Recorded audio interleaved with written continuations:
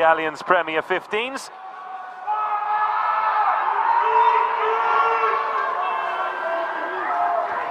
Looking for a fifth victory of the season, Bristol Bears getting the Allianz Premier 15s. Round 8 underway. Exeter Chiefs in the black, Bristol Bears in the white.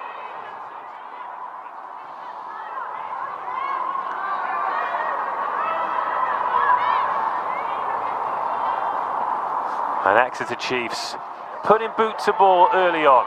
Courtney Key gathers that one, surveys the options, decides the contact is the best one, and I disagree with that decision. That is a massive hit from Edel McMahon, and what an impression for her on her first start.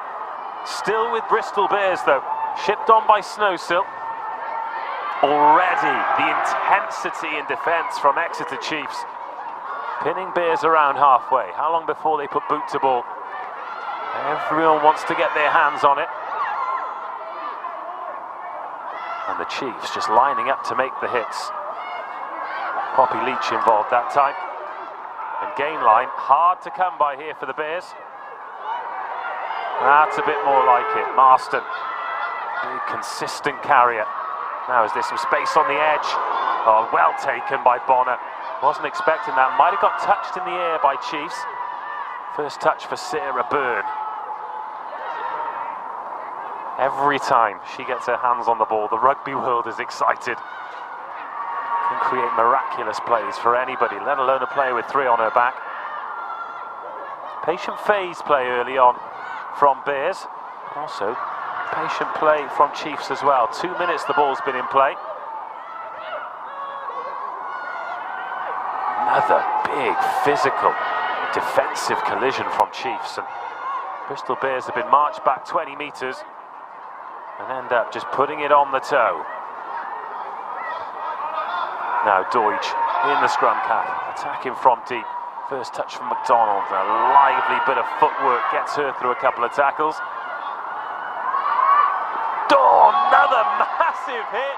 Byrne and Pam, the front row union. But it's quick ball, great ruck speed from Exeter Chiefs. And we go back for the penalty. My goodness, we have seen 3 massive hits. 2 of them coming from the new girl herself, Edel McMahon, and she was on fire. She absolutely clobbered them. And then we just saw the prop sandwich with Simi Pam, Sarah Bam, boom. And to be fair, Ebony Jeffries got up, played on, fair play. Well, real defensive statement of intent from both teams. If it's going to be like that for 80 minutes, there are going to be some sore bodies tomorrow. But that's the first penalty and the first chance to look at this set piece. Friday and Leach, the 2 jumping options for Chiefs today. Pretty much split the jumping 50-50. Now, Bears not challenging until they do.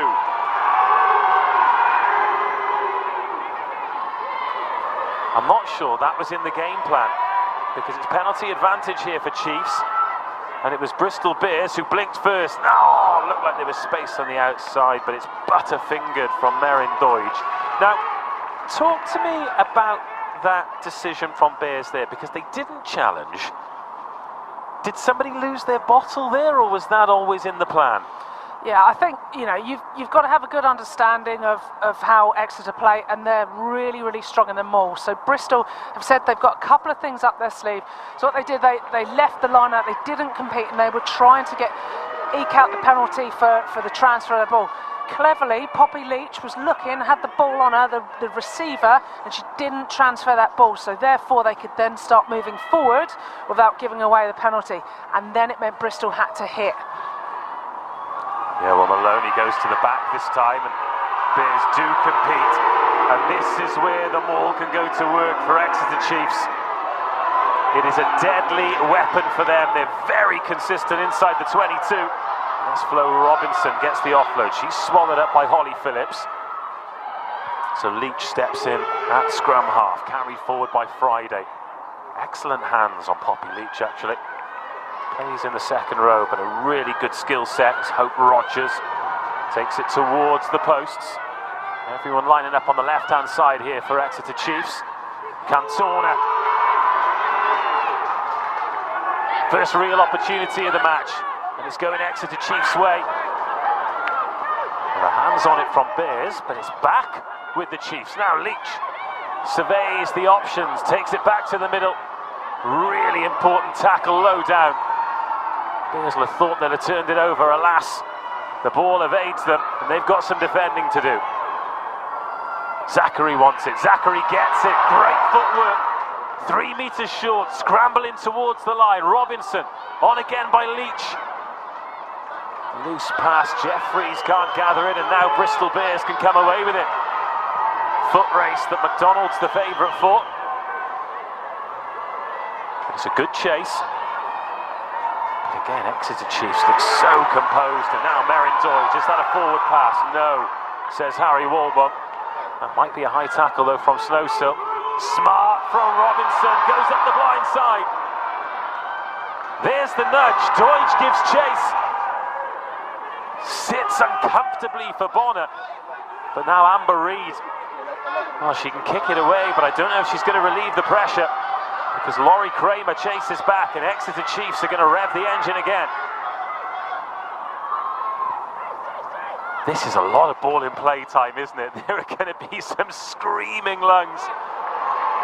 Courtney Keat knocks that one backwards. Nothing to be said for Harry Walbon. If last week the Gloucester Hartpury against Loughborough Lightning game is anything to go by, all of those 50-50s that could be a knock-on, he likes to let the players play. And usually we're rewarded with some great rugby as a result. Here's Liv McGovern. Straight down the throat of Bonner, who fumbles it, then goes again, thinks about the kick, but steps inside. Great feet from Bonner, and the power to match. Oh, and a massive clear out on Leach. Bryony King flying in there. Nudged into touch by Zachary, and a quite frankly lung-busting period of play comes to an end. Oh my goodness. So many players got hands on the hips, hands on heads, and just watching, I think I'm out of breath. That was incredible. The amount of phases, the amount of turnovers, you know, your lungs are going to be absolutely screaming, and that's why these players put all those hard shifts in, doing those horrible watt bike sessions, doing all the shuttles where you feel like you've got blood coming out your lungs. That's exactly the reason why, so they can play high tempo, quality rugby. Amazing. First set scrum of the game. Rogers, Maloney and Menin, Pam, Davis and Byrne. Rocky Clark alongside me rubs her hands together in anticipation of her and many more's favourite. Oh, and it's gone down right in front of the referee, Rogers and Byrne, and it's Rogers who gets the decision. Yeah, Sarah Burns just been done for the angle there. Referee was right in front of him, and it collapsed, so easy penalty for him to reward. And that one's sent wobbling to the touchline. Simi Pam has taken a knee and is getting attention to the left ankle. Yet to score a try this season, but usually when she does, they make the highlights reel.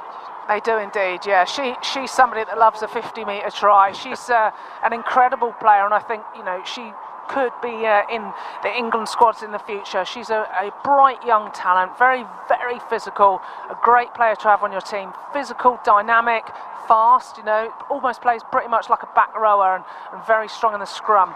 Really lucky to play alongside her for the Barbarians, as well as Eleanor Snowsill as well. And those are the types of players that you want on your team. Again, Bears don't compete. Leach sees it coming, and then they go straight over the top. That's been brought down by Holly Phillips. And this is interesting with Exeter Chiefs, isn't it? Because this is a new challenge, and they've dealt with it really well. They have indeed, and that just shows you the intelligence of these players, that they're aware that their strength is obviously the driven maul, and you have to be aware of what the opposition might do to you.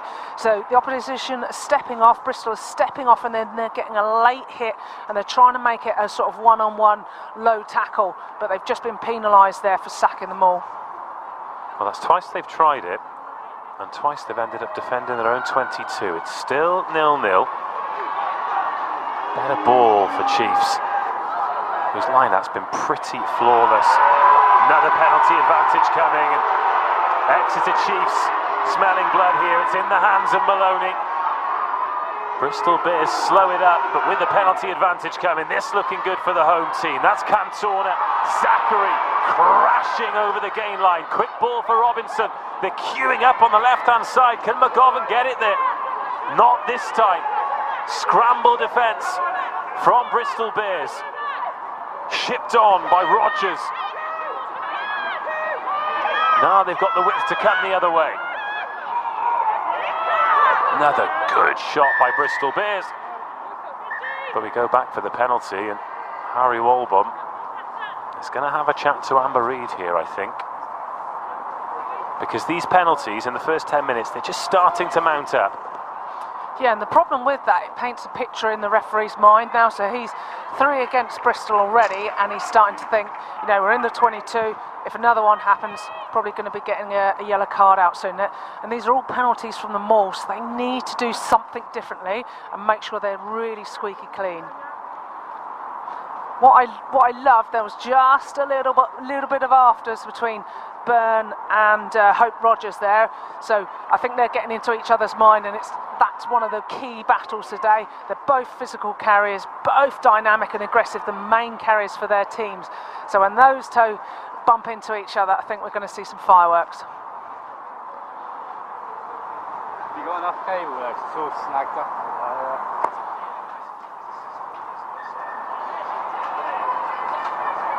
Okay, Exeter kick into the corner.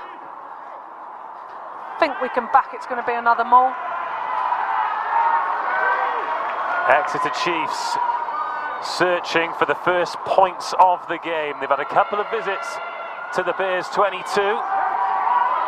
So far they've been fruitless. Is this the moment it clicks for the team in black?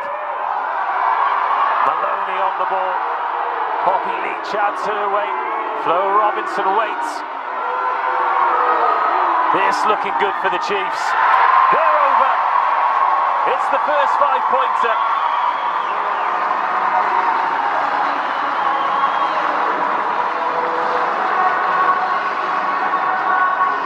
And Exeter Chiefs, having dominated the first 10 minutes, has been lung-busting runs in the midfield, but it has been crude, strong work by the forward pack that's yielded the first 5 points. Oh, they have indeed, and you know, they get their just rewards. It's been coming, that steam train and the maul has been picking up momentum, and we saw Bristol compete there, and their initial hit really was hard and splintered them, but Exeter were able to go around the corner and just drive through, and then it was over by Maloney, the hooker. He's a regular scorer in these parts of the world now. That's her 4th of the season. Scored against Gloucester Hartpury, Worcester Warriors, Harlequins, now Bristol Bears. Yeah, just square up. And here's McGovern.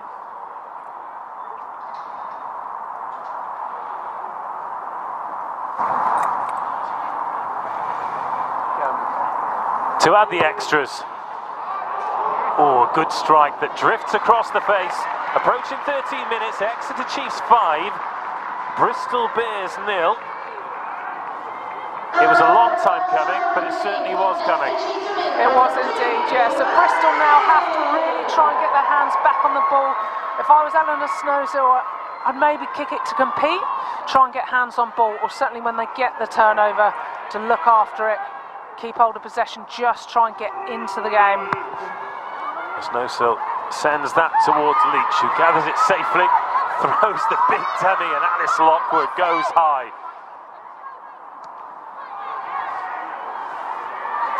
No, ain't no tackler there. Here come the Chiefs, so confident through Zachary, looking to find the edge. Nicola Friday finds McDonald, who steps inside. And that's the difference between the teams, isn't it? How confident Exeter Chiefs are in getting that gain line, creating that ruck speed. Is indeed, they use dummy runners.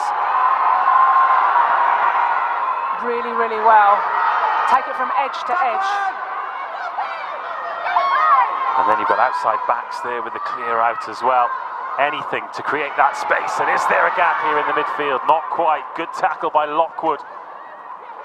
No, 50-22. And then the nudge towards the touchline. How's this going to sit up? Oh, very, very close indeed for McDonald, who gave chase. Well, she's knocked it on. Okay, but the hang time on that kick was tantalising for the winger out there. Box that? Yeah, that'd be testing a box jump, won't it? Trying to grab that high kick over the top. But Exeter are just playing really, really well with their setup, their structure to be able to unpick defences and break them down, having their big ball carriers ready to carry the Hope. Rogers off the edge is just ready to smash it up, do the high collision work, and then they generally go behind on the next set of pods, and that's how they get some real width, and they're just pulling that defensive line from side to side. It's so difficult to defend against. Balance, please. Calls will be slow, so wait for set. Balance. 15 minutes gone. Make sure they don't push too early behind you, all right? Just the second scrum of the match. It's interesting with Bristol Bears as well, really struggling with the gain line, but they stood very deep here, aren't they? They're giving this fast-rising Exeter Chiefs defensive line the opportunity to really come up and put the pressure on. Oh, the early shove from Chiefs. But a penalty for Bristol Bears this time. 2 scrums, 2 penalties, 1 each. Yeah, that's a great outcome for Bristol there, to be able to relieve the pressure, kick up to halfway and play some field in their half.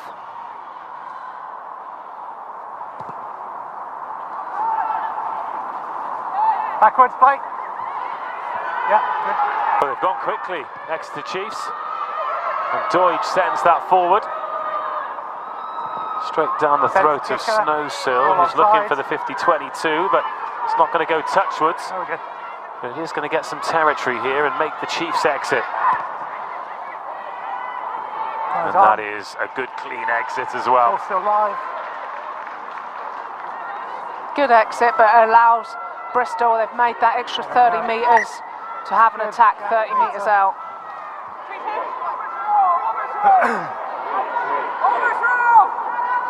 Put him down. 5.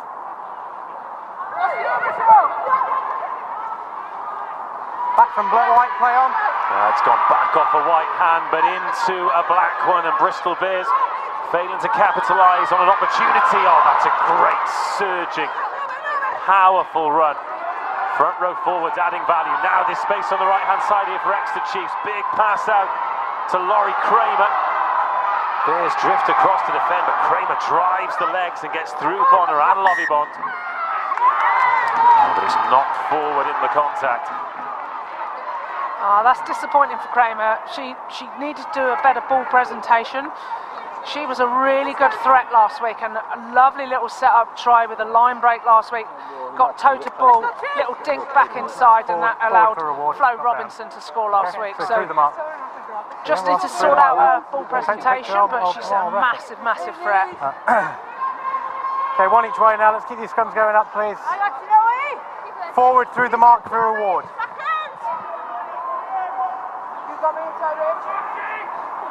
Crouch. I left the radio back in the truck. Bind. Balance. Now a free kick. Harry Walbom is not happy with these scrums at all. Tap and go from Johnson. Leach, oh, beautiful dummy from Leach. That's the second time she's tried to sell that. And this time the Bears bought it. Through goes McMahon. She's had a busy start to the game, McMahon, hasn't she? Advantage, knock on. That's knocked on though. The Chiefs perhaps is trying to push the envelope a little bit. Okay, no advantage, off forward. Yeah, we've seen Adele McMahon. She's been everywhere, and she's got an opportunity today, hasn't she? She's come in for the injured Allen, so it's all about her taking her opportunities, and we've certainly seen her be a lively, lively player so far. Yeah, she's had a few opportunities off the bench. Loughborough Lightning, Harlequins, Saracens. So they're not scared to use her against top teams, but these are the kind of selection headaches that coaches like, aren't they? Oh, for sure. When you've got so many people competing for one position, that's the dream coaching story there. You certainly wouldn't want to be tackled by having seen a defensive effort so far. So we've spent a lot of time looking right, haven't we? Because Exeter Chiefs of territory possession, it's been in their favour.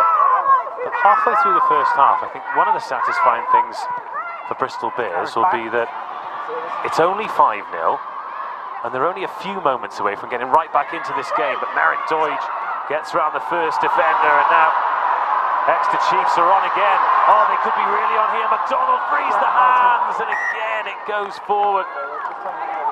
And that back three for the Chiefs are electrifying. They are, as I said earlier, when you see Claude McDonald have some space, she is electric, and she just goes through. She's got a really hard fend as well, so her handoff feels like you're being hit by a bus. So you have to make sure you go low, chop the legs, and make sure that you are sticking on. And she was tackled really well then, but she got her arms free and was able to pass it out to Flo, but it was a knock-on from Flo, I think. Yeah, there have been a couple of times, haven't there, where it's just been that one extra pass or that one little knock-on that's keeping Bristol Bears in this game. 20 minutes gone on the clock. Exeter Chiefs 5, Bristol Bears 0. Maloney with the only try of the game. That came from the maul. Exeter Chiefs set piece. Looking pretty special. And Bristol Bears, though, just about hanging on at the moment. They'll just be desperate to get their hands on the ball, won't they? Yeah, you have to hand it to them. Their scramble defence is phenomenal, and that, you know, their never give up attitude you've got to commend. But they are lacking time on the ball, aren't they? So they need to make sure they're playing A in the right half and B with the ball. But they've just got to do this hard graft to get out, not let Exeter cross, to make sure they can get back in the game. Because I think once Exeter get 2 or 3 tries in, I think that's when you're really going to struggle down in the fortress to mentally come back from that. Well, it is exactly that, isn't it? There's only 2 teams who've gone up over 300 points this season. Exeter Chiefs 1, Gloucester Hartpury the other. They are ruthless and relentless, and if they go 3 or 4 tries up, they'll be thinking about 5 or 6 tries. If they score 5 or 6, they'll be thinking about 7 or 8. Absolutely vital, this arm wrestle in the first 20 minutes. Crouch. Who can come out on top? Bind. So Burgess waits. So yet to have a complete scrum in the game so far. And Exeter again looking to put that shove on, but more solid from Bristol Bears. That's better. And then the kick in behind, looking to turn Kramer. Bonner gives chase. Doidge is there. Again, her composure so impressive.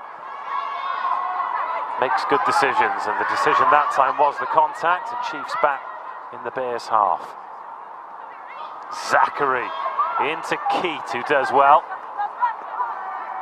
Go back on the open side then, so Friday tips that one on. Get tackle 10, good. Nicola Friday. Hot edge! Oh man, Gabby Cantona. That's a rarity. Yeah, a bit of an unforced error there, which is, you wouldn't expect that. Happy enough? Yeah, okay.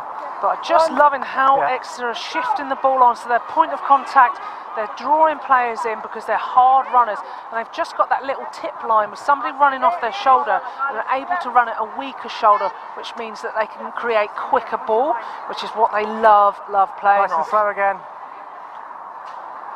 Very pleasing to see Amber's exit there earlier, though, how she was able to turn Kramer and kick the ball into grass. You never want to kick it down the back three's throat, otherwise that's just a free shot for them. Another better scrum, quick ball, and Snowsill's just left it behind now. Lovibond under pressure. Flo Robinson, always quick to chase. Celebrated her 50th appearance for Exeter Chiefs in recent weeks. She's a key cog in this Chiefs wheel. And use it! That's a shame for Bears, isn't it? Because Snowsill looked like she was hatching a plan there. Just like Cantona moments before. Took her eye off the ball, and that was the result. Here's McDonald. Changes direction and again beats the first tackler. Deceptively strong, isn't she, in that contact zone, because she's not the biggest and most physical of players. No. Now, that's been gathered by Maloney. Knock on, scrum. But we've gone for scrum as opposed to offside penalty there. Good, Mark, let's go, please. Yeah, I think he was going for the initial knock on there, but interesting call. I think if we talk about Claude, who's come off her wing to take that high ball, she's looking for work, isn't she? I think, you know, she don't want to get cold out on that wing. She wants hands on ball, and every time she gets it, she dances her way through 20 metres at least to get a team on the front foot. Crouch. Bind. So out of this scrum, let's watch Snowsill here, because she stood on the right-hand side at the moment. It's a 2-on-2, but now she's looking to go open. And Bristol Bears with the scrum pen. So again, we don't get to see this set play from Bristol Bears, where Snowsill changes sides. At some stage we will, but for the scrum ball, they're going to be loving this battle. 2 each, I think it is. Yeah. And it was always going to be, wasn't it? Called it out, it's going to be a front row ding-dong, and my goodness, it already is. 25 minutes in. So we go to the line-out again. The last one didn't go great for Bears. Friday and Leach are two of the leading line-out stealers. Bristol Bears, of course, without their line-out linchpin in Abby Ward. Advantage, knock on. And it's been touched in the air by Exeter Chiefs, and it is with Sarah Bird. Okay, ruck, advantage over for the knock on, back foot. Finally, Bristol Bears with a little bit of ball in the Exeter Chiefs half. What can they do with it? Snowsill sends Phillips into a black wall, and again, no gain line, but a nice ball to keep. Laurie Kramer brings her down. Lark Davis. Again, Chiefs up so quickly. Lifting, good. Maloney was sniffing around the turnover there, but no such luck. Marston offloads well, now Snowsill, players outside in. Another excellent tackle. Better, quicker ruck speed. Bristol Bears going down the narrow side. Simi Pam wants to get her hands on it. Players either side of her. She was flat-footed when she got the ball. Oh, another loose pass now. Bears could be in trouble. Well, they managed to keep hold of the ball, but again, they're 20 metres behind the gain line, and now they've coughed it up. Maloney finds McMahon. McMahon up to the 22. Scrambling for an extra metre. Poppy Leach throws that massive dummy again. Oh, another big shot, this time from Pam on Friday. Yeah, advantage. Robinson, there was an offside there, so a free go at it here for Chiefs as Doidge goes into the 22. Captain called it. Shot called. And Simi Pam has towed the offside line. And Exeter Chiefs are going to go for poles to extend this lead.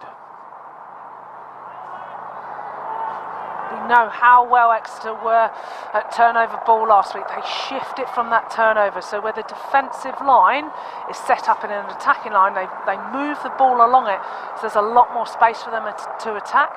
And like we talked about, the speed of their ruck just enables them to get on top and force the opposition to give away not onside penalties or back foot penalties. So then it's going to potentially be another 3 points. Plenty. I've got a chopper there. It's pretty close to the... Yeah, we're in danger, are we? Well, that's interesting. Harry Walborn has mentioned the helicopter that we can't see because we're at the top of the stand, but it does sound pretty loud. Here's Liv McGovern, 63 points in the league so far. This to take her up to 66. Top scorer, only player up over 60 so far. Decent strike, flags go up. Chiefs 8, Bears 0. I think that was a sensible decision to take the 3 there. You know, only 5 points and they've had most of the possession. Wise to keep that scoreboard ticking over, and now gone over a try now for even if Bristol were to score. 27 minutes gone. And the Exeter Chiefs certainly the team in the ascendancy will certainly feel as though they're deserved leaders, but perhaps might feel as though the lead should be a little bit greater. Here they come again, straight out of the 22. Wait forwards. Clearance kick, wobbling this, so difficult to take, but Courtney Keat makes that look easy. Oh, great carry by Keat over the top of Kramer.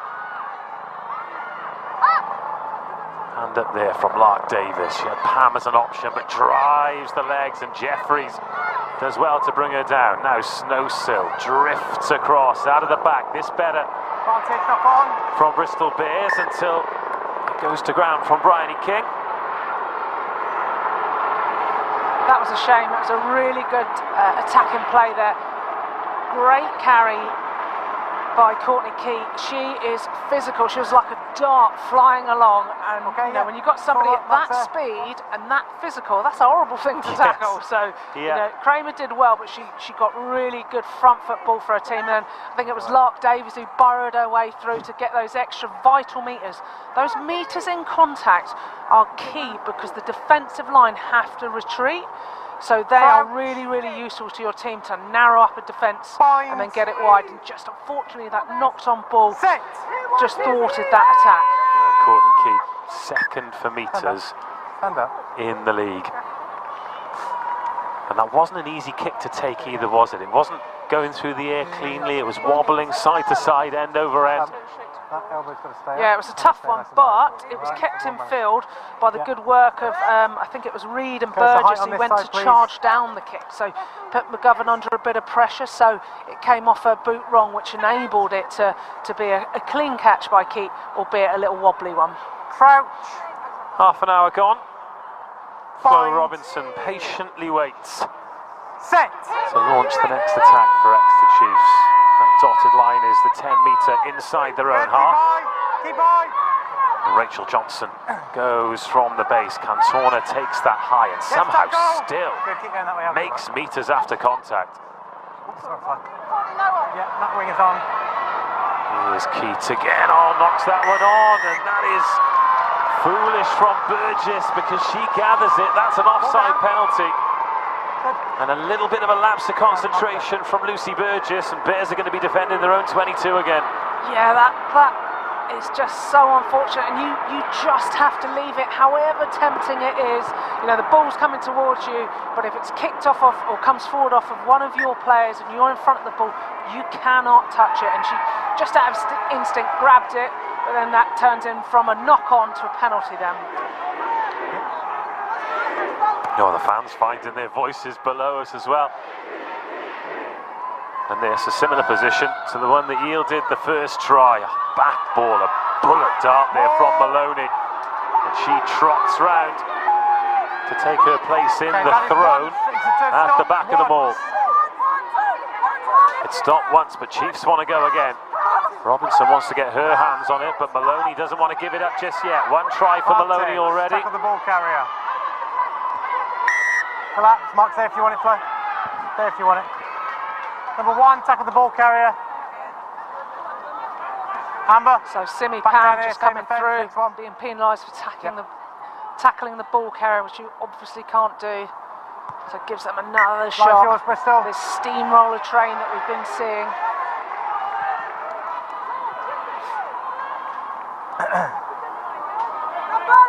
Well, it's easy to point the finger at the person who's given away the penalty, but it just comes from immense pressure from Exeter Chiefs. Discipline key now for Bristol Bears. As Leach goes up, Maloney trots round. In comes Zachary to add the weight and the power as well, but Exeter take it to ground themselves. So now Robinson finds Jeffries. Jeffries is held up, and a maul is called. This could be good news for Bristol Bears, and it is. Brave defence. Got to take your hat off to Eleanor Snowsill. She was straight in there, hands underneath the ball. That was brave. by the fly half there. Fair play to the girl. Got in there against the blindside flanker, hands underneath it. Was able to prevent that potential try and get her team the scrum. As soon as the referee shouts maul, I love the chaos that ensues, because the team on the ball are just throwing bodies forward to try and keep it moving.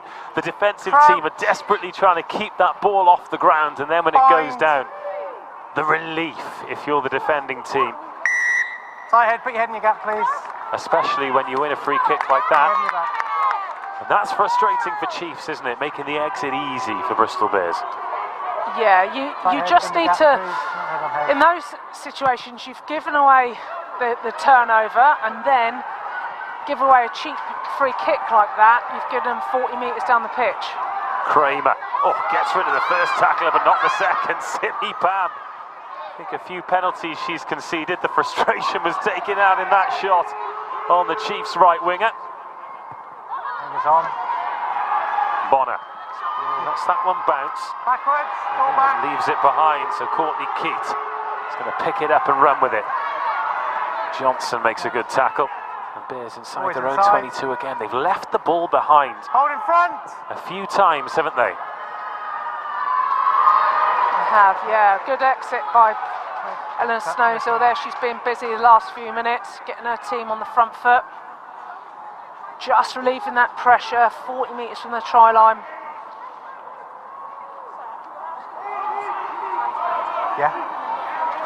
Yeah, Maloney. The minute they're keeping the ball She at the missed front, the game so against free Sale for Sharks. Make Other sure than we've got that, access as well. it's been ever present in the squad. Yeah. Been lucky enough to play with her at Wasps, and she is a force to be reckoned with. Really Ball at the front. physical and aggressive. over. Somebody you Ball want on front. your team will match up against anybody, not scared of anyone. So, great player to have. And when you combine that with the fundamentals as well, the fact that she tackles well, her line-out darts are brilliant, she's a real asset to a team. As Holly Phillips makes the tackle for Bristol Bears. Chiefs lining up on the short side. Nudge in behind this time, asking the question of Bonner. On the edge. Ball still live. Puts that one into touch, and I think that was probably the safest bet, but it does invite another Chiefs onslaught. Yeah, you'd be thinking, do I pick this up and get absolutely nailed by, was it Zachary or Claude McDonald or both of them? Okay. Or do you nudge it into touch? And probably the right decision. Who's that down there? It's Gabby Cantona, isn't it, wearing number 12.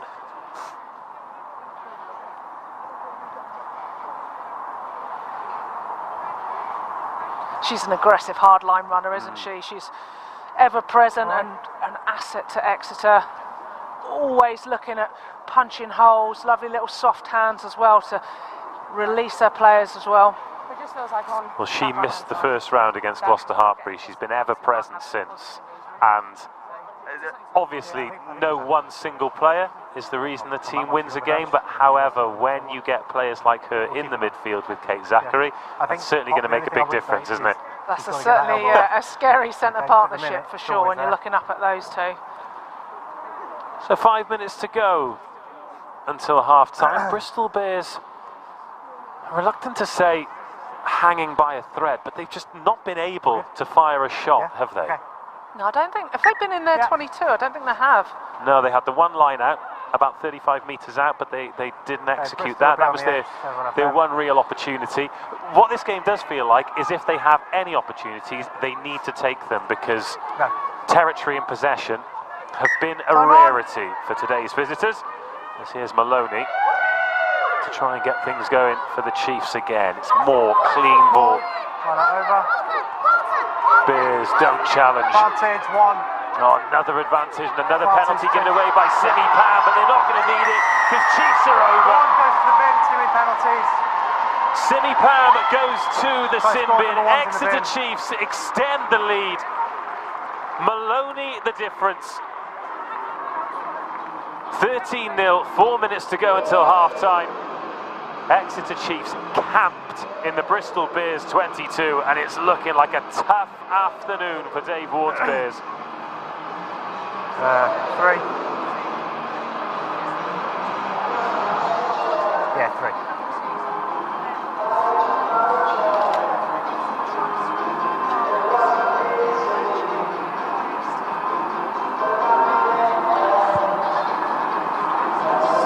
Bears now, they are flying, and this could be the key moment where it opens the doors.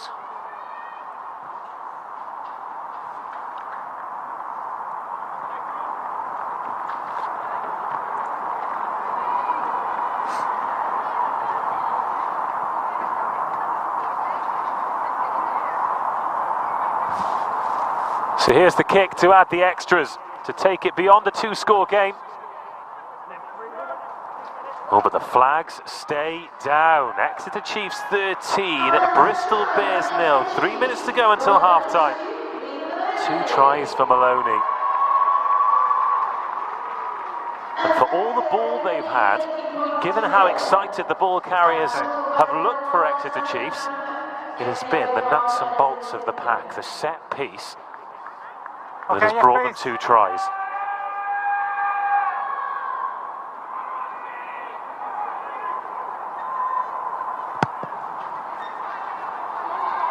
Bears get us back underway. Laurie Kramer receives it. That is a hefty boot downfield. No, Snowsill thinks about the kick, but instead brings Keat into play. Rachel Johnson is the first there. Snowsill shifts that on one more, and it's just option. Hurled into touch. Option. Was not a sympathetic pass to Renika Bonnet. Cool.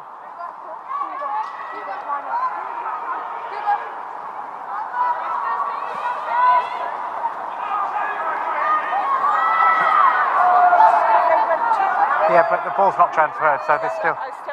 Yeah, I'm happy with that. Yeah, of course. Maloney picks out Leach again. Ball at the front. Line And out is over again, now. Bristol That's Bears fine. Ball is still at the don't front. challenge. Keep moving. Ball's at front. The ball's still at the front with Poppy Leach.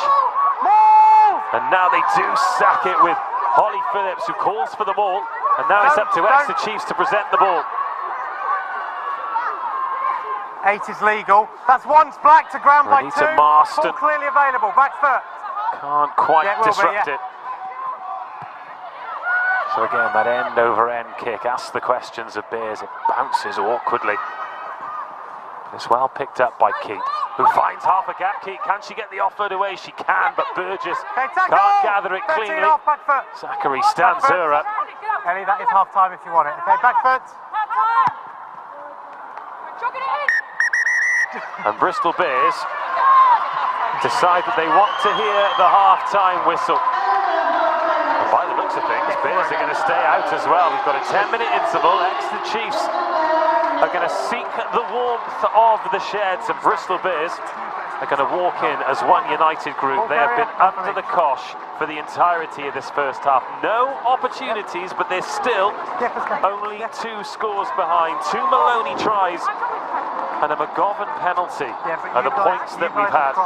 Simi Pam currently in the sin bin. You guys cross the line of touch, that ends the line. Too many penalties, but they have all come from the pressure applied by the brilliant Exeter Chiefs. They've not let the frustration of not executing their opportunities get to them. And at half-time here at Sandy Park, it is Exeter Chiefs 13, Bristol Bears 0.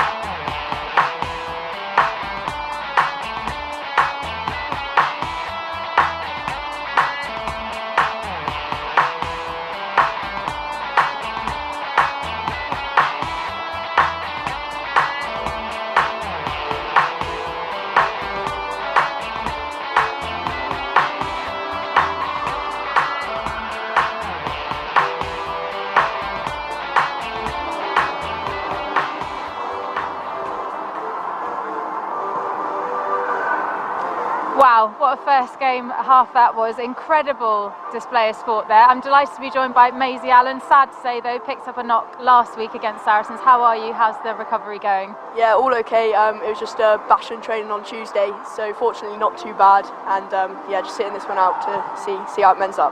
You've got Edel, or Tricky, we should call her, taking your place today. Proud of your teammate and how she's doing out there? Yeah, absolutely. Tricky's a menace on the pitch, so I think if someone's going to step in, she's not a bad person to. 13-0 at half-time, Rocky. I mean, incredible. Tell us, what are your views on that first half? Yeah, we always knew it was going to be a battle of the set piece, and my goodness, like, Exeter's driven maul has been phenomenal, and that's why we've seen Maloney go over twice. The physicality from Exeter, Bristol putting up a good fight. However, you know, my fear is that the doors are open now, especially with the Simbim to Simi Pan, so it's going to be a tough ask for Bristol to get out there. Of course, and before that, actually, that combination of, you know, Simi and Sarah as well was quite a challenge, actually, from Bears. Absolutely, you know, the physicality, the carrying off of both of those props, but then you match it, then we've got Menin and Hope Rogers as well, who are carrying really well. So, yeah, we knew the battle of the front row was going to be key, but set piece vital. And that second 10 minutes as well, everyone was gassed, weren't they? It was the longest period of play I've seen in a long time. I know, I'm so glad I wasn't out there, because I would have needed oxygen canisters. Yeah, me too, me too. I think we're going to see some of the tries now as well, and talk a little bit through that. So we're just seeing the first try here where they've been driving the line out, they've got it in tight, and they've just managed to step around the corner, and as much as Bristol are throwing bodies in, they're able to dot it down, drive through. Again, we're just seeing bodies throwing in, and then Maloney goes straight through, making sure she scored that try. Delighted with that. Absolutely. Wonderful stuff. Let's move on. Reniqua Bonner as well, actually when on the ball looks pretty dangerous. She is rapid, isn't she? She's a real threat with ball in hand. They just need to give her a ball in space, don't they? It's all about giving those speedsters a little bit of space. There's no point giving the ball when there's, you know, 4 players in front of her and she's got no space. That's when you want to give it to your physical forwards. But giving her the ball in space, physical, use her fend, footwork, yeah, we need to see more of her. Yeah, absolutely. That's, I think, where the danger lies. What do you think, Maisie, from the Bears this half?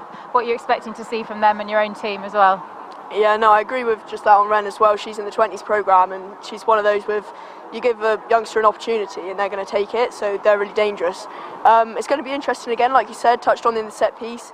Obviously free kicks and pens going both ways, and I don't know if they're surprised that they brought down to us this week with standing off our maul, but we'll see what they choose to do during the second half of that, as we've you know, Poppy's led it really well and managed to counterbalance that a little bit. Let's have a look at the second try from Chiefs now. Here it comes.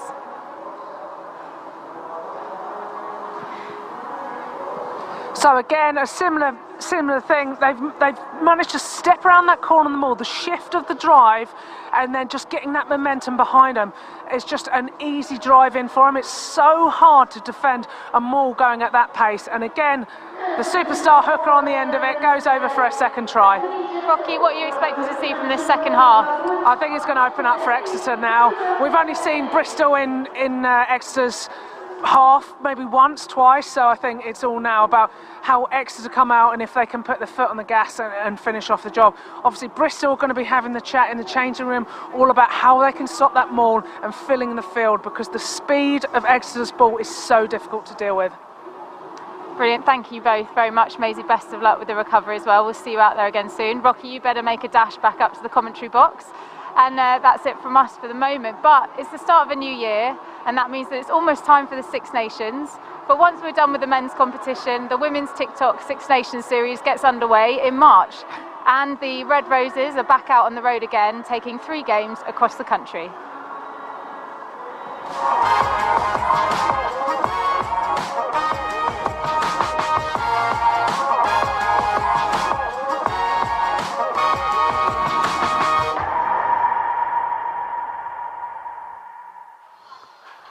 One in, all in indeed. Thank you, Laura. And don't miss out on the chance to buy tickets. You can be there talked about taking it on the road. Newcastle, Northampton and London. Top, middle and bottom. Head to englandrugby.com/tickets for more information. 25th of March, Scotland at Kingston Park. 2nd of April, Italy at Franklin's Gardens. And then Twickenham Stadium for France on the 29th of April. Afternoon kickoff as well. So you can have a lovely bit of breakfast in the morning and have a great evening celebrating either an England or a France win. But the Red Roses are back at it, and we're very much looking forward to your company at one of those great games in Newcastle, Northampton or London. But we're even further south at Exeter today, and Chiefs in search of a magnificent 7. So far so good. Rocky Clark said there at half-time that she is expecting Exeter Chiefs to pull away, and if previous form is anything to go by, then maybe, just maybe, she's right. But these two teams have had some absolute crackers here in their recent seasons, particularly last year, where they met in round 18. It was 29-26, and in the semi-final, 28-24, both to Exeter Chiefs. But let's have a look at some of the future fixtures for you to look forward to. Sale Sharks against Wasps, and Harlequins against Gloucester Hartbury, of course. And then Bristol Bears against Saracens. That is next week, round 9. Massive game for both teams. Essentially, the winner will be in 4th place in that final playoff spot as we look towards the second half of the season. And then Worcester Warriors against Loughborough Lightning. Worcester Warriors, of course, had that great win against Quins at the start of the season. They've not quite managed to capitalise on that quality and form. And Loughborough Lightning, packed with those Scottish internationals. So many exciting young potential Red Roses and the legends as well. The likes of Sarah Hunter, of course. They've got some of their big guns pretty injured at the moment, and they're going to be out for a little while. However, still an exciting team. Probably not going to be in playoff contention this year, but still feel as though they'll have a part to play in the Allianz Premier 15s. Rocky Clark's just joined me again. I'm not going to bring her back in right now because it is a lengthy run getting the steps in from pitch side there, back up here. You've got to go up the steps, through the stands, up the drawbridge that they pulled back up behind you, Rocky. Nice chat that was at half-time. Let's talk about Maisie again, because she was down there. She's obviously massive in the present, but she's got a big future, hasn't she? Hugely big future. I was really impressed with her. Her work rate to get around this. Sorry, just putting my teeth back in after I've run back up. Her work rate around the park, again, really lovely skill set, ability to pull back a pass, put players onto the ball, but then to get herself on the front foot every time. Doesn't matter if she's got 2 players tackling her. Her leg drive, her physicality. She's a brave young star of the future. Exeter Chiefs 13, Bristol Bears 0. Exeter Chiefs have nilled 2 teams already this season, and it doesn't matter who you're playing, to nil a team is no mean feat. One of them was DMP, the other was Harlequins. We talk about the quality going forward, the brilliant set piece, the rock star attackers who'll punch holes in you. But it's the defence of this Exeter Chiefs that's maybe the most impressive thing about the team. Yeah, they're just so hard to break down, and we've talked about Bristol haven't got into their 22 yet. They get off the line, they make double tackles, everybody's a competent tackler, they're physical, they're dynamic, and it's all about doing those team tackles. So in attack, you have to break them down, you have to use your footwork to try and create a one-on-one, maybe get your arms through, get an cheeky offload if you can.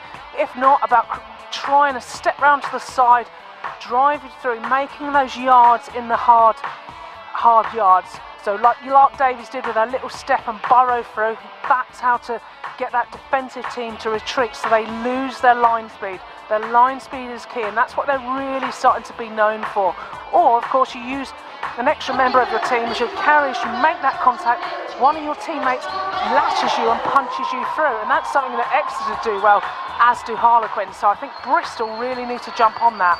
Well, Bristol Bears are the first out of the sheds. They did decide to go in the end, but they went as a team, as a group, and they're led out by Amber Reid. Here's Eleanor Snowsill. We've not really seen her spark just yet, Snowsill. Left a couple behind. She has, and you know, that's unlike Eleanor. She'll be disappointed with a couple of those drop balls, but we have also seen her be in the face of a maul, creating a turnover for the scrum. Some excellent kicking, but I think because the pressure from Exeter's line speed is cutting down her options, so it's hard for her to create something. Liv McGovern is going to get us underway. Bristol Bears yet to get off the mark. Exeter Chiefs yet to concede a try bonus point this season. Even when Gloucester Hartpury came here and scored 25 points, they didn't manage 4 tries. It's a long way for Bristol Bears to go if they're going to get something from this game. As that kick-off bounces at the start of the second half, again, it's going to be a tough exit. Yeah, when it's a kick-off, you really don't want to let that ball bounce, and that's something that all teams need to make sure. It's like a set piece, isn't it, a kick-off, that if you can keep ball, get a good exit or get some decent return, then you're always on the attacking front foot. Good. Bouncing ball is always hard to read and allows the opposition time to get up in your face and make those dominant hits. Can't quite see it with a shot there, but Exeter Chiefs lined up. They're pointing out the player that they're going to pick out. They're so hungry for the contact zone. That's over inside 5. And that's a better line out from Bristol Bears. It's not entirely clean, but they do manage to scramble the ball back. And use it! 9 you've had. Lucy Burgess then is going to box kick this one clear. Wingers on, good. That Chiefs back 3 wait. And here's Doidge joining the line. Bit of space here for Chiefs. Check back inside as Claude MacDonald then dishes the pass out to Zachary. On her knees, but again manages to get over the gain line. Rachel Johnson now arcing infield. As Delaney Burns takes her down, but not before she gets into the 22. Oh, big shot! Hope Rogers. She's taken high and still going, just finding the floor now. Superb carry from the Chiefs. Loose head prop. Now out of the back it goes. McGovern makes more meters. Quick ball. Poppy Leach manages to drop it somehow. And Ronita Marsden can temporarily at least relieve the pressure. Oh, good dummy. Advantage over for the knock. First player legal. Oh, and then it's been turned over again. That looked forward, but with turnover ball, Bristol Bears could be in a spot of bother here. Chiefs up to the 22 again. Bears scrambling across. Cantona, Leach off the right hand to Zachary, who looks inside. But Courtney Keane just about does enough. But now Kramer, oh, beautifully worked up the short side. Keane can't get there this time. Kramer adds the 3rd. Bristol Bears just cannot escape. And Exeter Chiefs are over again. Beautiful play there by Flo Robinson. That maturity to see there was a tiny little gap on that blind side, so her vision to pick, draw in the defender and create that little 2-on-1 to Kramer. Beautiful. So Flo picks, goes through, pops to Kramer. Really easy try for Kramer, but that is so brilliant to see from Flo Robinson, the youngster. Got a 50th cap a couple of weekends ago, playing for Exeter. A real young superstar of the future. Well, Kramer got her first start of the season against Saracens and her first try of the season today. Decent finish as well, because Keat was there marshalling that narrow side, but I mean, it's superb from Exeter Chiefs. They are relentless. They don't want to let Bristol Bears over the halfway line, let alone into their own 22. They're turning the ball over, defensive pressure. But then the speed and the decision making from Robinson and the finishing of Kramer. 18-0. Approaching 4 minutes of the second half gone.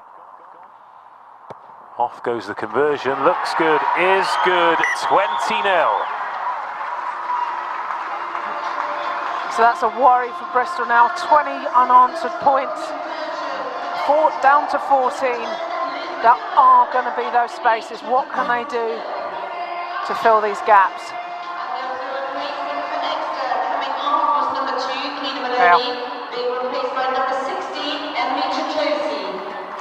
Change at hooker then for Chiefs. Totosi coming on. If we thought Maloney's line out was good, Totosi's is the most accurate in the league. 95% of her arrows she's hit this year. She's been pretty much perpetually in that 16 jersey, but they do not lose any quality when she comes on the pitch. What a player to bring on, and you can tell the quality of her because she's sharing pretty much half a game with Maloney. You get Maloney on to be a bit of a bully, break him down, and then Totosi to come on and unleash. That's been knocked on into the breadbasket of Grace White. So Burgess now. Again, Tackle 10 perhaps a criticism of Bristol Bears is that their forwards are taking the ball quite deep, not at pace, and Chiefs are on them so quickly. It's just difficult to create any space, and just when Bonner thought she had some, the pass had gone forward. Oh yeah, that was really close, wasn't it? But it was right on the halfway line, so referee could utilise the white line to see it just drifted off. But you're quite right, Bristol are not running onto the ball. It's a real bugbear of mine as a forward carrier. Why would you not want to run as hard as you can and as fast as you can? Why would you want to be static? So they've got to make sure that they start a couple of steps back, put some pace onto it. If they're the strike runner, they're the person that's smashing into contact, because that's how you're going to get some front football. If you're static, you're allowing that defensive line to fly up, make those tackles on you and be a dominant hit. But with that, Bonner's coming off because at the scrum, Gwenflyn Pearce is coming on to cover the loose head side with Simi Pam in the sin bin. So straight away, that is going to mean there is a gap for Exeter Chiefs, who don't have, Bristol Bears don't have anybody marking the blind side at the moment. Now Lucy Burgess has taken a step away to the left. So that creates a bit more space for Flo Robinson to attack, and Bristol Bears have got some questions to answer here on halfway. Johnson goes up the blind side. Oh, rampaging into the 22. Brilliant from the base. And Chiefs with the chance to go again. Cantona, penalty advantage coming. Zachary tips the ball on one more time. The post protector saves Bristol Bears, but not for long. That's the bonus point. Hope Rogers crashes over. 2 tries in the second half. And could the barrier be about to burst? I said it last week, Hope Rogers scores every single game. She sniffs around that try line and then she darts over. She's a big unit, she drives low, and that quick pick is just so hard to defend. We thought McGovern was going to go over. I think she was tackled by the post in the end, so it was up to Hope Rogers, a real go-to, a heroine in the southwest. She gets it over and then just dives over. I think she didn't even have to take a step. I think she just laid down and got the try. So yeah, she'll be happy with that. They all add up.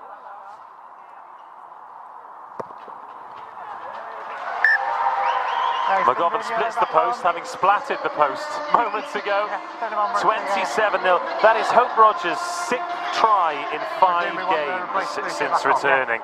Let's take another look at this. Confidence is a word we've used a lot. Everyone has their hands up. Everyone wants to get their hands on the ball.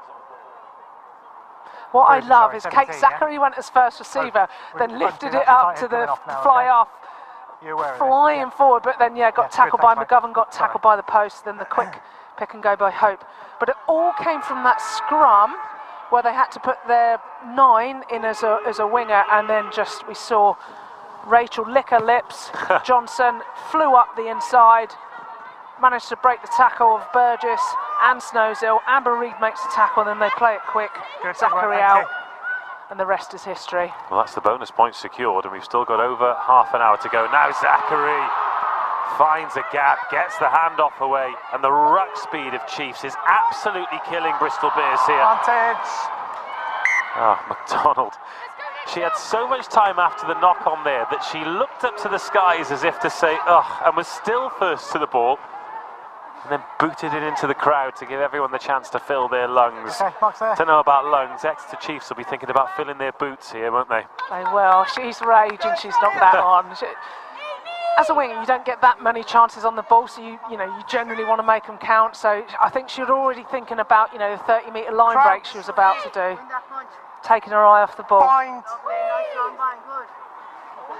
Set. Lucy Burgess, first start for her since Gloucester Hartbury in round 2. Got a couple of tries against Wasps, but her pack has just been demolished.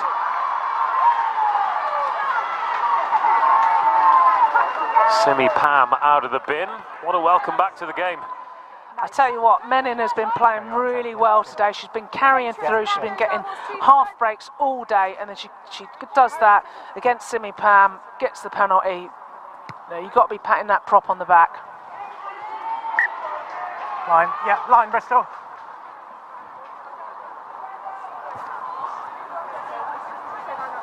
Well, the brains trust a meeting. And a replacement for Bristol Bears. Line's yours, Bristol, yeah. Line's yours, Mark. You're on, yeah. So Gwenllian Pearce is going to remain on, Okay, line out but she's going to go on the tight head side for Sarah Burns, so Simi Pam's going to remain on the loose head side. Ball carrier to ground. Gwen Pearce covering both sides. Okay, that's once, Exeter. She's going to be having a torrid time against Hope Rogers until Chiefs decide to make their changes. Is that more rumbles forward enough for McGovern to have some space in midfield? Zachary takes the short Rock, ball. no hands. They swapped positions then, didn't they? So it was McGovern to Zachary, punching up. Well taken by Keat. Doesn't call for the mark, instead wants to tackle run that off ball 5. back, where she's met by her opposite number, Deutsch.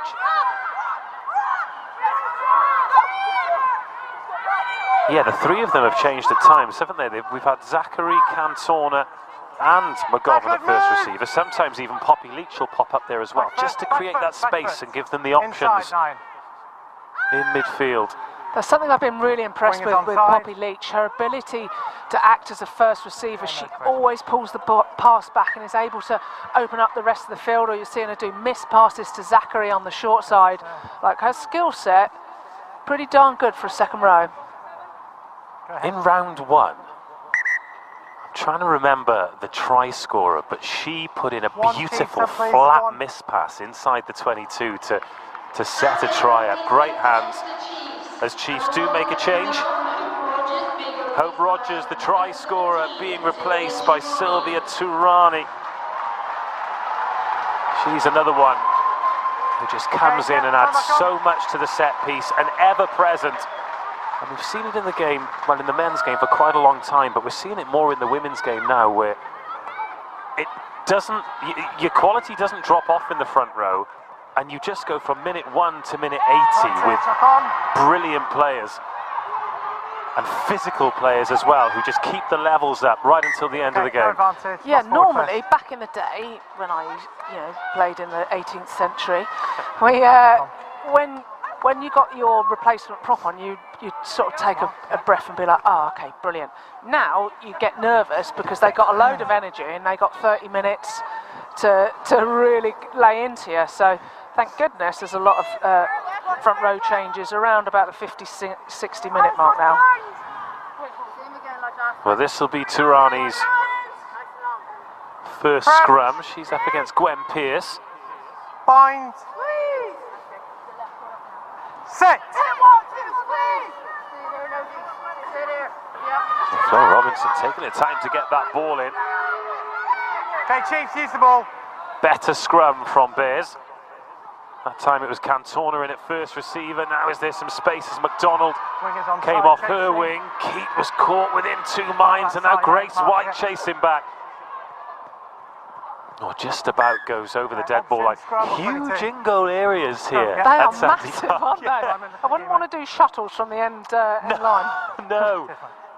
What's the cut-off time with shuttles now? How long have you got to be on the pitch before you have to run your shuttles at the end? Because I think if you come on in the second half, or certainly 30 minutes at least, and I guess it depends how many metres you do in the game, but yeah, it's horrible. When you're on the bench, you play 20, 25 minutes, then you have to go and do shuttles at the end. That's the worst. You see all your mates meeting all their family and friends, and then I'm having a heart attack trying to do the shuttles and down-ups. That's not a fun place to be. Oh, signing autographs, taking pictures, getting in the shower early while there's still some hot water. Yeah, you miss all that.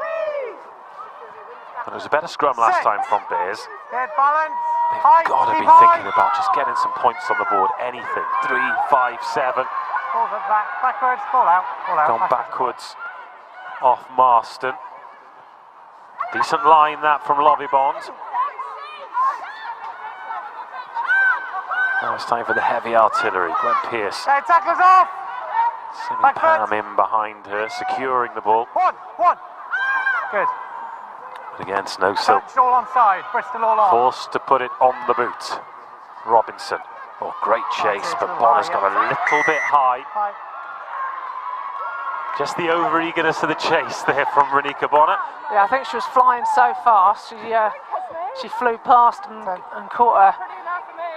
Flo managed to ride that first tackle and then got absolutely clobbered by the next couple of artillery that came in. We won't go in there. It'll be on the spot, okay? Line for Bristol. And again, Bears find themselves defending their own half. Exeter Chiefs with the line out. And when your backs are firing and your forwards are doing the same, it's just a case of who, how and where. Are Bristol Bears going to continue to not challenge? Yes. Line over, ball in front. And that's brought down by Lark Davis, and it's with Exeter Chiefs once more. Another heavy gain line carry from Gabby Cantorna. McGovern. Out of the back it goes. Quick hands, Merrin Doige. Does well, Doige, as does Grace White to bring her down. Advantage, never on side. Poppy Leach shifts it on. Penalty advantage coming. Johnson clatters through. Cantorna. Flo, you got advantage. Lark Davis and Marston desperately trying to halt these Chiefs. Friday. Oh, there are 5 on the right-hand side. Oh, big challenge there on Jeffries, who loves the physical side of the game. Advantage. McGovern. No advantage, we get back. Offside, number 5. And Delaney Burns, the guilty party. Some good defence there from Bears, but it always just feels like it's a matter of time, doesn't it? Yeah, they're chasing the game, they're chasing, getting numbers around the corner because of this ruck speed. And Exeter's processes, everyone knows exactly what they're doing, the structure, the game plan, it's really well executed by the players and, you know, cleverly orchestrated by head coach Susie Appleby. A couple of tries in the first half for Maloney in similar positions than this. Emily Totosi, not scored yet this season. Might be thinking about it here, perhaps. And 10, sorry.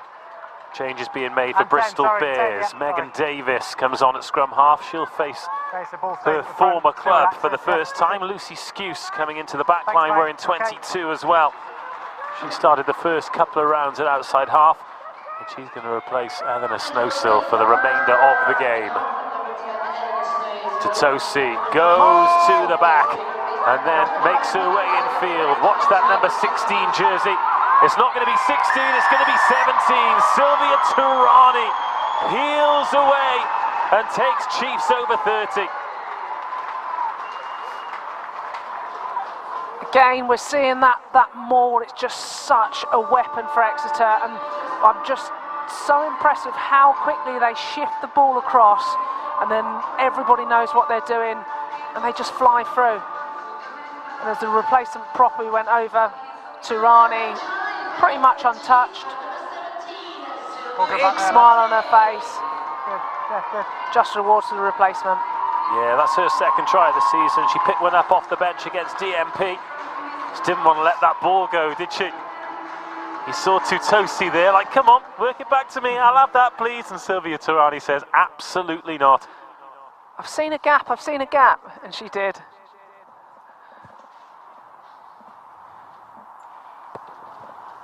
Another good kick. Over 20 minutes to go. Chiefs 34, Bristol Bears 0.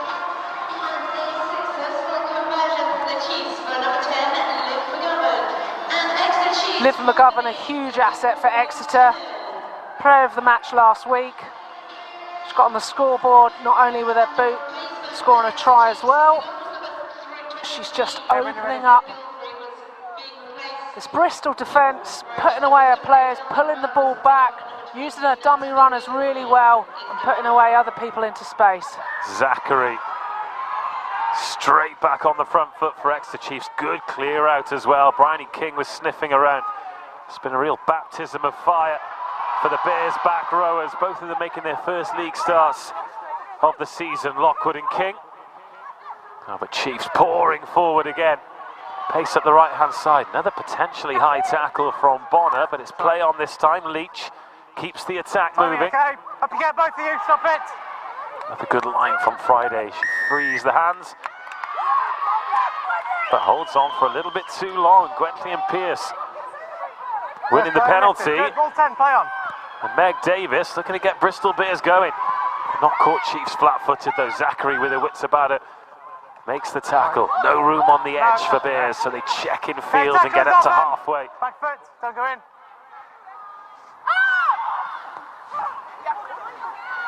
King takes that on her knees, but scrambles forward. Skuse shifts it on. Gwen Pearce Don't go in, met by Johnson. 20 minutes to go into the final quarter. Rare to see Bristol Bears with the ball in hand. Renika Bonner up over halfway. Didn't lift ball. Burns.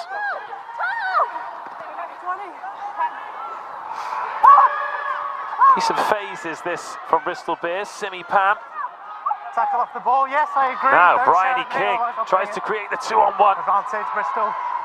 Grace White, lovely feet from White, lovely feet from White. One defender to beat, but it's Merrin Doidge.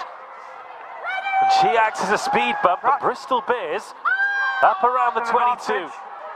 Chiefs up quickly on Simi Pam, up too quickly, so it's a fresh advantage. Up the blind side they go, little nudge in behind for White to chase. Beaten by the touchline. Option. Amber, penalty there, off the ball tackle or offside here? Yeah, where are we, mate?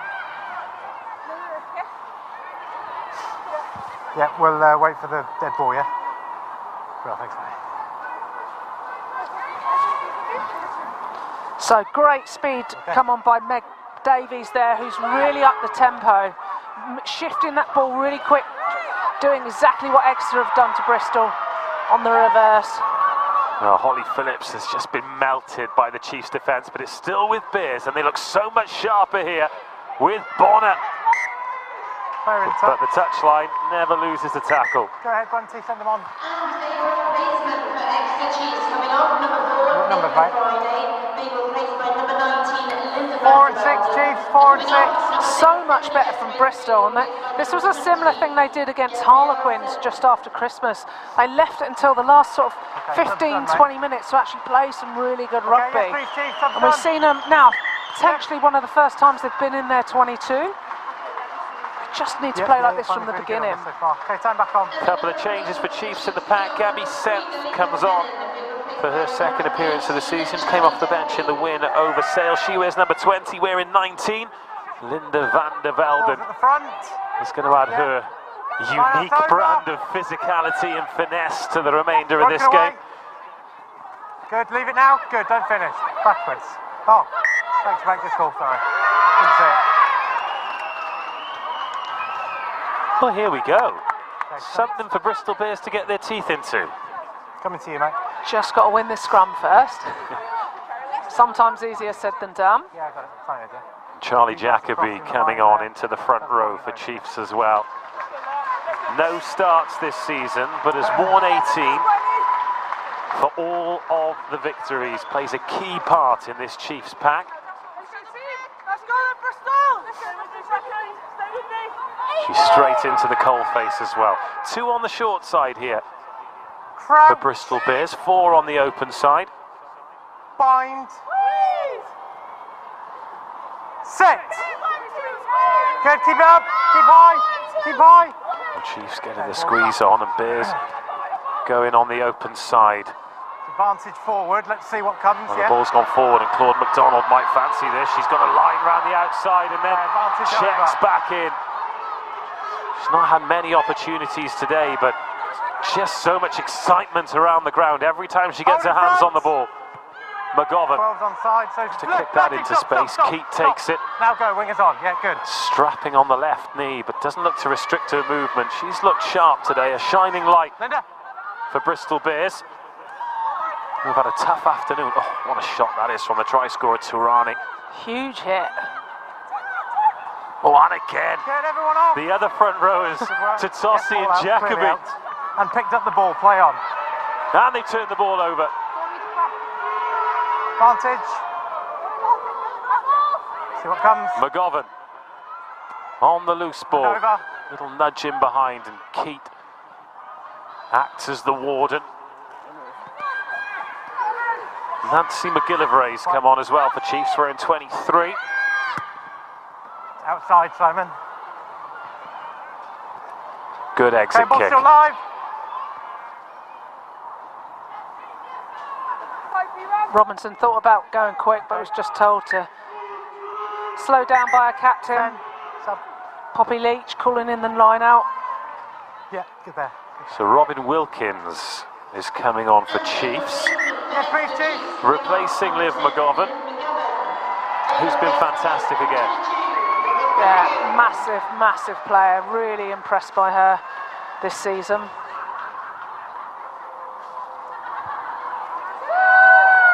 Well, Wilkins, like many of the players on the bench today, has worn 22 for all of the victories this year. Coming on to play her part, she's got 15 minutes to go here. Oh, a little bit more as McDonald sees a gap. Great step from Claude McDonald. She's going to try and go all the way. She's going to back herself round the outside, and she's going to score a brilliant try. Claudia McDonald at her very, very best. Absolute worldie of a try from Claude McDonald. She backs herself, that arcing run into out.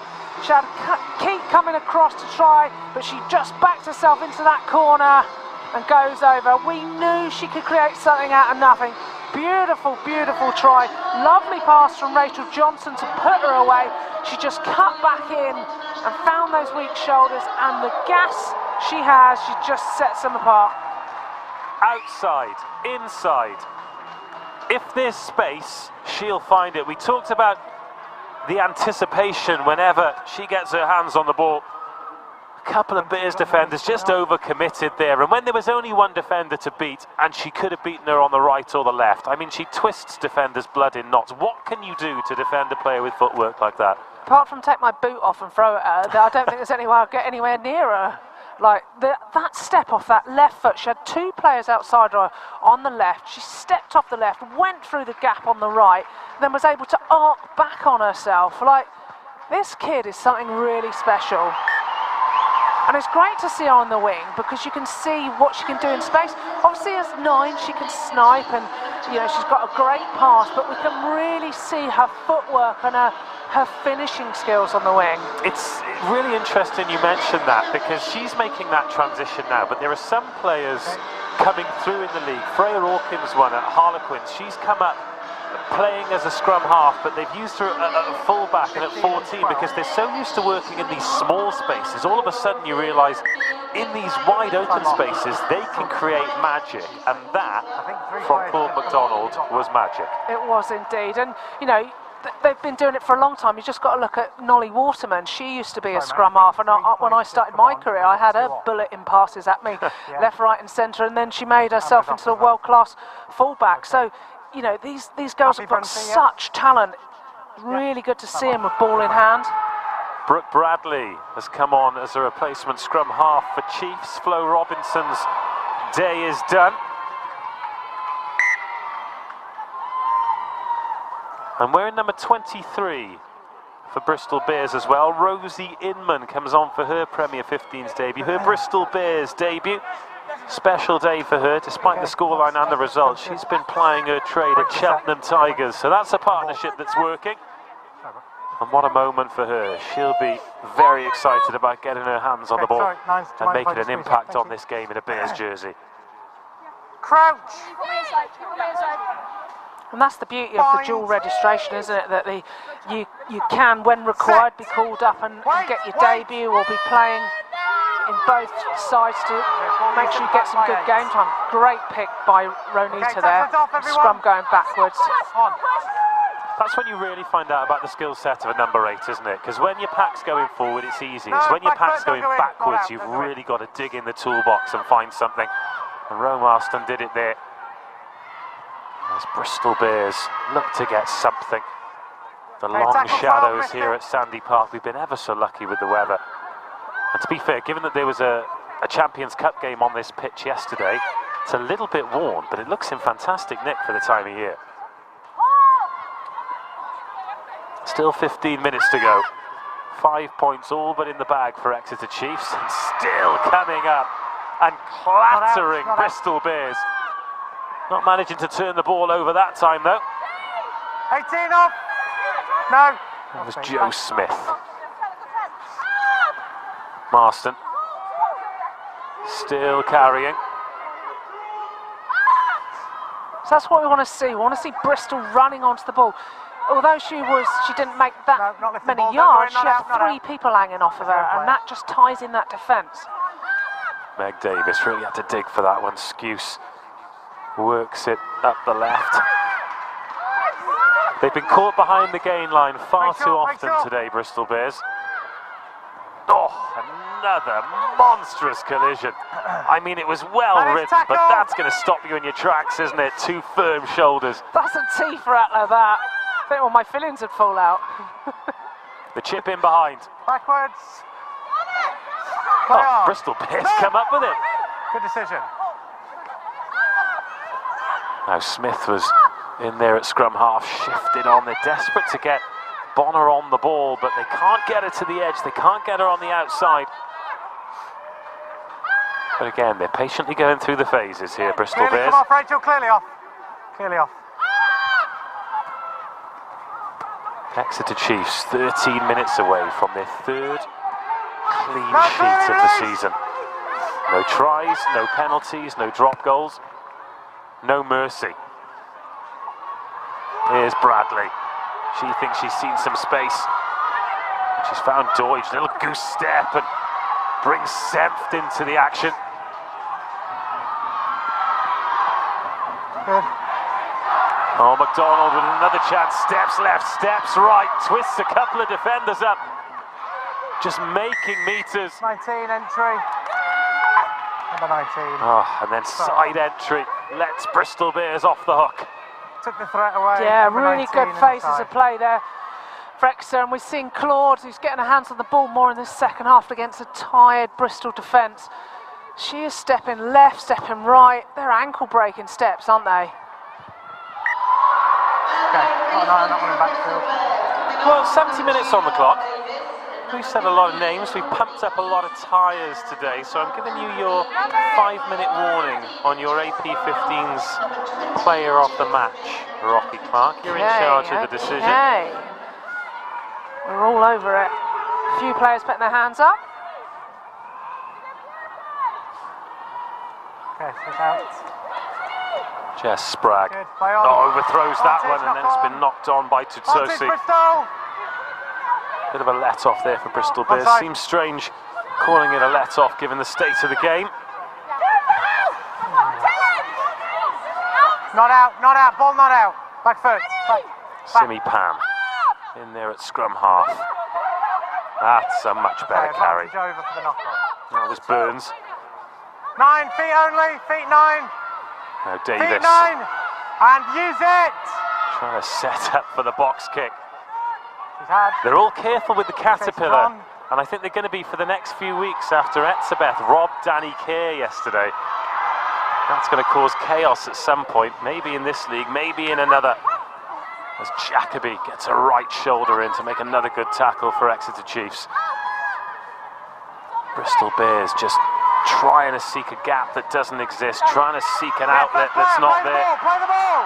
Rachel Johnson turns it over. Great work from Johnson. Now turnover ball and a chance for Chiefs in the sunshine. Deutsch steps inside. Good feet from Deutsch. Ball finds the floor, but backwards it goes. McGillivray. Okay, good work, one. Keep moving. Off the foot. Play on. Play on. Ball's out. It's off the foot. Okay, tacklers release. It's a proper contest in this middle third of the pitch. On another bone rattler. That's Wilkins. Shifts it on. Nicely done. McDonald out there to Tutossi. Big clear out from McDonald as well. Good counter from 8. He's gone toe to toe with Marston. Yep, ball's out. Ball's out. Still with the Chiefs. Leach in at first receiver. Jacoby. Brooke Bradley now. Oh, the ball's been in play a lot. There are going to be some burning lungs. Ball's Still out. 7 minutes to go. No offside, ball was out. Yep. Senft. Through the first tackler. Lollybomb just about hangs with it. Nice hit, good. Into the grateful hands of Marston off the boot. Okay, move back. Gone through a lot of work today, Ro Marston, hasn't she? Play on. She has. I was just thinking all of these players are going to have really good GPS stats. This ball's been in play a lot. Kramer. Quick line speed. Poppy Leach is in there.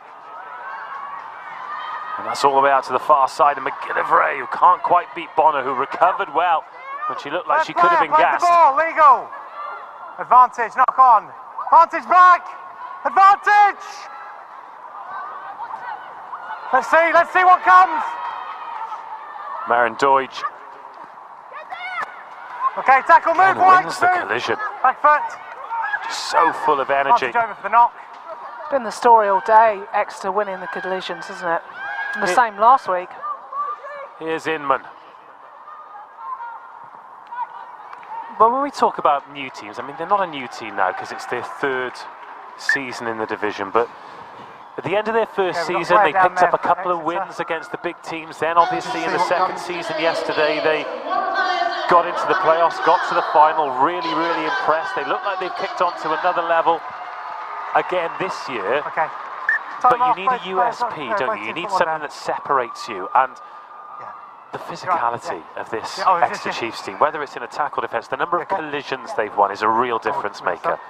Massively. You know, to probably be going in at least 41-0 today, having a 0 on that scoreboard and the third time this season, that just shows you how good that defensive effort is. And teams don't really look like they're going to break down their defensive effort. So, you know, when you play Exeter, you know they're going to have a really good defensive effort.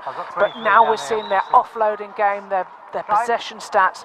They are a real tough team to break down. So both sides of the ball, they have got it spot on. And this could see them in the final again. And you never know what happens. It's the last game of the season, off the top of my head. They met in the first game of the season, and Gloucester Hartpury were victorious, but that return fixture between Chiefs and Gloucester Hartpury is mouth-watering. I'd love to be on that game. That'd be amazing. I'd be so excited. Not had a score update, but of course Harlequins playing Gloucester Hartpury today. Time on. Quins look like they've No, do it again. That's my Quins fault. look like they've made progress this season. They had a disappointing trip Let's go. down here to Exeter Chiefs, but they look great against Bristol Bears. They're currently sat third in the table, but again with Saracens, and after today less so, Bristol Bears breathing down their neck. The race for the top 4 is very, very much alive. No trip, nothing there. Chiefs and Gloucester Hartpury have all but wrapped up 1 and 2, but which order will they finish in? They just keep winning with bonus points, keep blowing teams away with quality play, but immense consistency as well, as Leach shifts that on. Gabby Senft, who's come on and looked really busy. She's keen to carry. That's Rosie Inman. Good take from her, confident take from the youngster, and a good ankle tap to bring her down as well. Sometimes those ankle taps can knock the wind out of you as much as a big shoulder to the chest. Well, whenever do you do you run as fast as you can and then dive at the floor and throw yourself at the floor? Like, so somebody just tripping your legs together. Yeah, they're horrible to get tackled.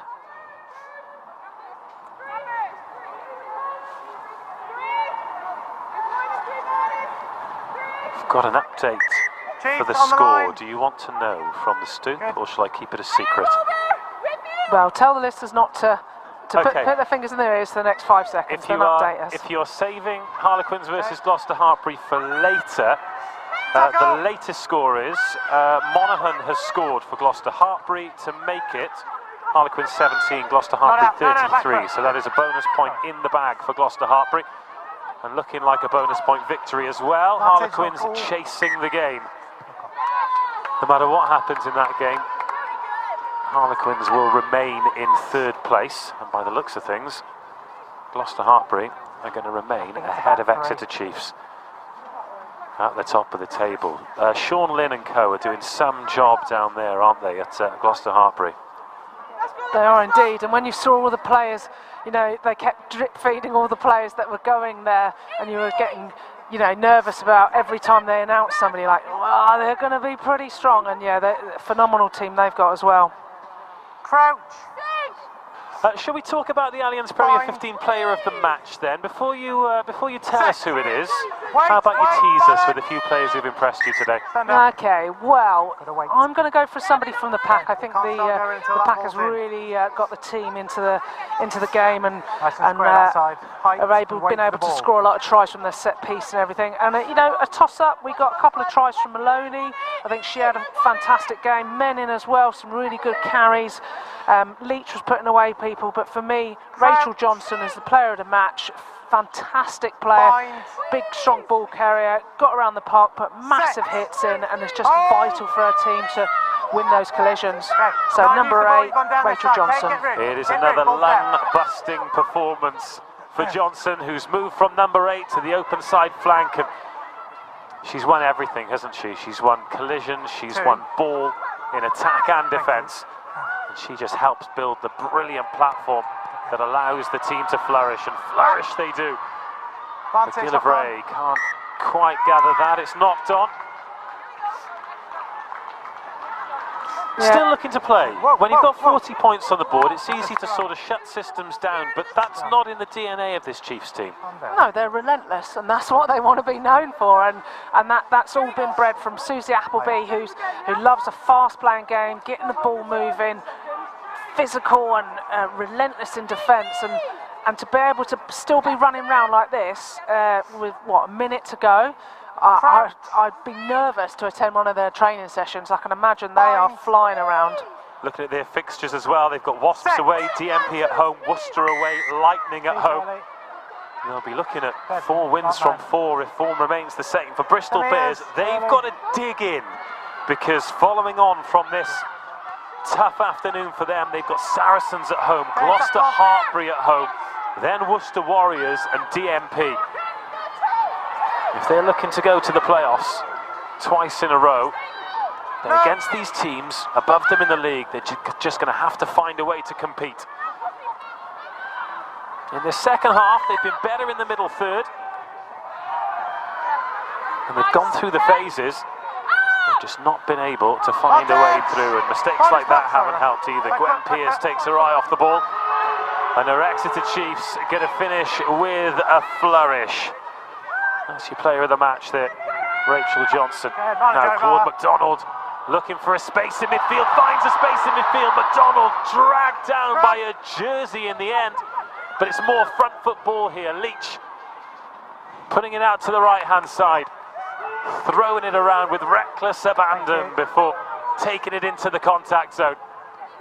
Now, is there one last try for these home supporters to cheer? They've been in fine voice today, but that's no surprise with the team playing the way they are. There's that ball out of the back again. McDonald again gets rid of the first tackler. She has been superb today, Claude McDonald, and scored a highlights reel try. Play on, Marston hacks it on. McGillivray, Doige, the ever impressive Doige, it must be said. McGillivray's there to offer herself. And that's kicked in behind by Bradley. Okay, and touch and time. And Walburn blows the full-time whistle. It's a magnificent 7 wins in a row for Exeter Chiefs. It's another win, it's another bonus point, it's another hatful of tries, it's another clean sheet. The 3rd time this season, they add the name of Bristol Bears to that of Harlequins and DMP Durham Sharks as teams who have failed to score against them. Beautiful conditions, a great game, the sun setting on Sandy Park, but the sun rising on this Chiefs team who just go from strength to strength, Rocky Clark. They do indeed, and we talked about having the consistency of the players as well.